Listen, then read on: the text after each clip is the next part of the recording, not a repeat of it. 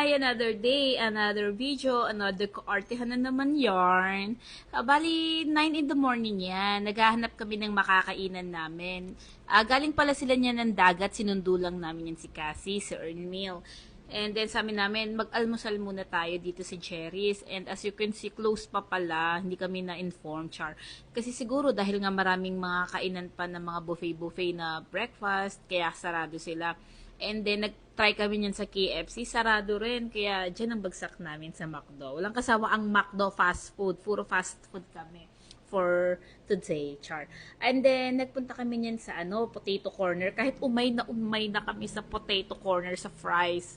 Pero, yun lang yung magandang tambayan kasi namin na ng mga view ba.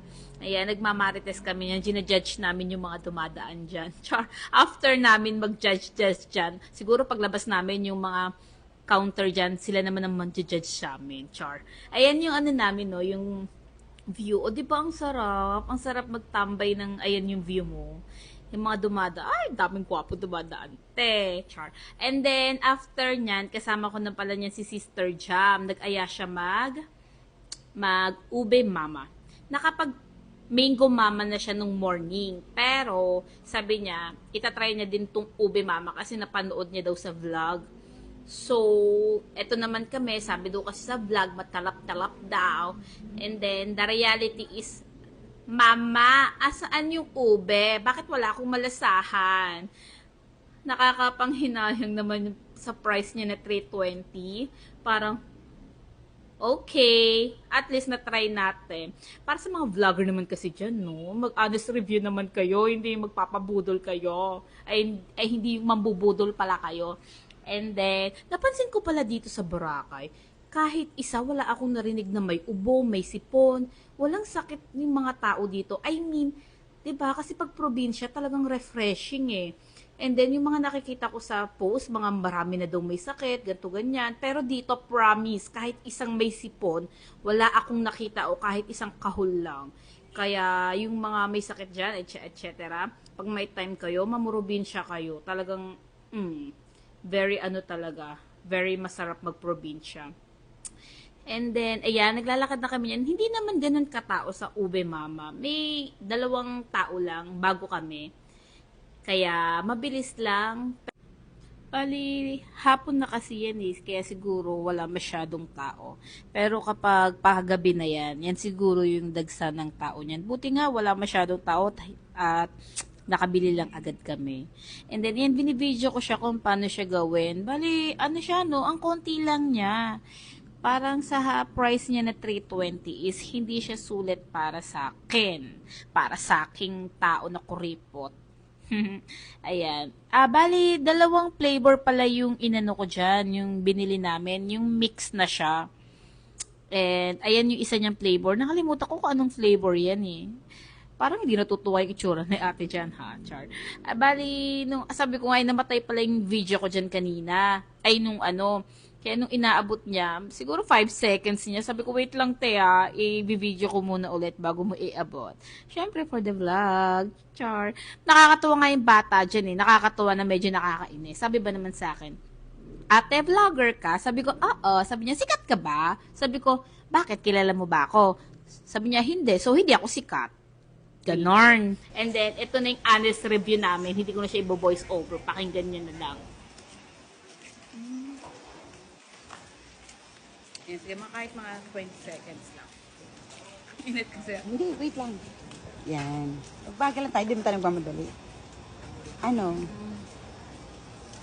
Hindi siya ganun ka, Hindi yummy? Ikaw na lang. Hindi, okay lang. Picture na lang.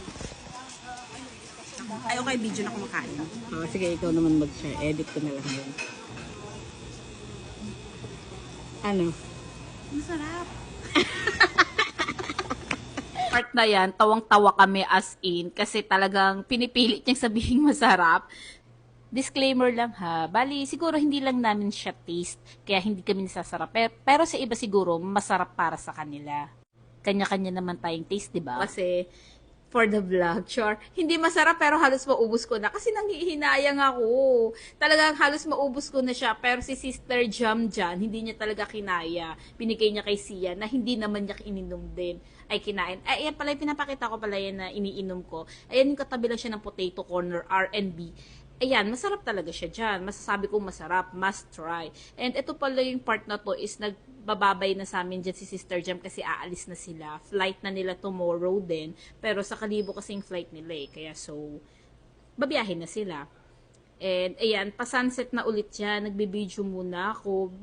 Maiksi lang talaga tong mga video ko dito kasi talagang sinulit ko na rin. Sabi ko, binitawan ko na yung phone ko and nagmuni-muni na ako. Yan. Hindi niyo pala ako makikita dito na nagtutupis or something na ano, kasi very ano ko eh. Char! Very conservative. Nasa Boracay, naka-t-shirt and short. Sa susunod na lang, pag meron na akong sobrang lakas ng loob at saka sobrang sexy na ako. Saka dyan ako makikita niya nagtutupis. And ayan no, sarap diba mag-sunset. Halos gabi na pinipituhan na kami magsilayas na daw kami sa dagat. Pero kami, todo swimming pa rin. And lumabas kami niyan para mag-dinner na. And ayan nga, nadaanan na naman namin yung nagpa-fire dance. Parang sa Mandarin yata to banday. Kasi nung nakaraan, sa may Henan yung nagpa-fire dance. Sarap talaga manood ng fire dance, no? Napastop kami niyan din. Sabi ni Ernmil, go na kami dahil nga nagugutom na siya. And then, finally, natuloy na rin yung pagdi-dinner namin sa Jerry's. Hindi naman ka ganun kasarap, pero sulit naman dyan. Parang magkano lang, mabubusog ka na talaga.